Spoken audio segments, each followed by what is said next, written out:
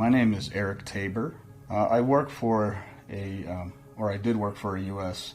aerospace company on different projects. I have a security clearance for the past 13 years. Everything that I've worked on and seen is not anywhere close to the same level of technology as the Tic Tac, for example, or other things that have been cited that are quite exotic and can move in ways that defy physics. Some of the things I've worked on I cannot and will never talk about. As a patriotic American, I would never divulge classified information. And you have some direct experience of this with your family. Tell me a little bit more about that. I moved to the West Coast in 2012. No family west of the Mississippi. My grandmother was nice enough to let me know that I had a great uncle named Sam Urquhart. He told me that he worked at Area 51 from 1997 until 2014. Stayed working there as EG&G evolved through a merger with Raytheon, I believe, into the company known as JT3, and then retired in 2014 as JT3 transitioned into JT4. He said, when I first got there in 1997, I had a personal conversation with a senior EG&G engineer whose group was tasked with trying to reverse engineer, figure out an object that was brought there by some CIA people in the 1980s, and it was supposedly found just resting in a remote desert location, fully intact.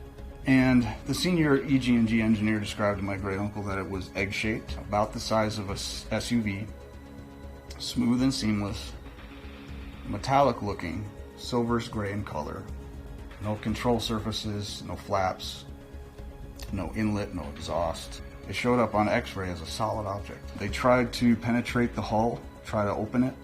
They couldn't. They said that they were able to take some very small samples of the material. I'm not an expert in chemistry, but I guess the isotope ratio or the mixture of elements, they concluded it was not made on Earth. It's my personal belief that the technical data information should remain classified, and these objects shouldn't be paraded around for everyone to see, although I know humanity wants to see this and know this information. The problem is other countries have these objects as well. I conducted a 45-minute phone interview directly with Aero, told them everything that I'm sharing right now.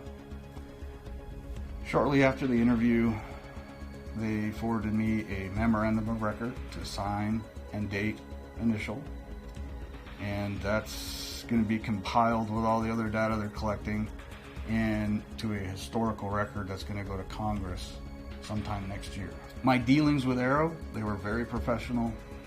They were very interested in what I had to say. They never said, don't talk about this.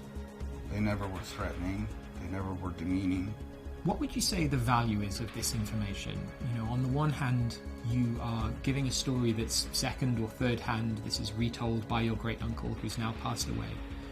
On the other hand, this could give us a very interesting lead to potential alien craft that's hidden at Area 51. I think the public wants answers, and they want answers from Aero now, but there's a lot of people contacting them like I have, and they're trying to get not just some data, but as much as they can, compile it and give it to Congress for them to disseminate.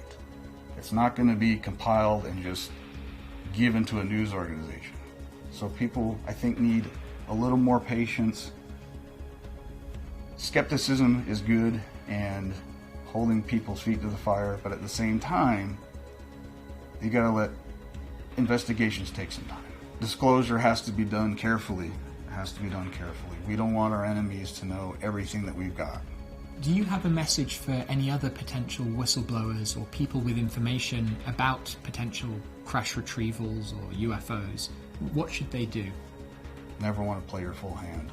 But I do believe wholeheartedly that humanity deserves to know the truth if we have recovered these non-human objects or crafts, which 100% I believe we have.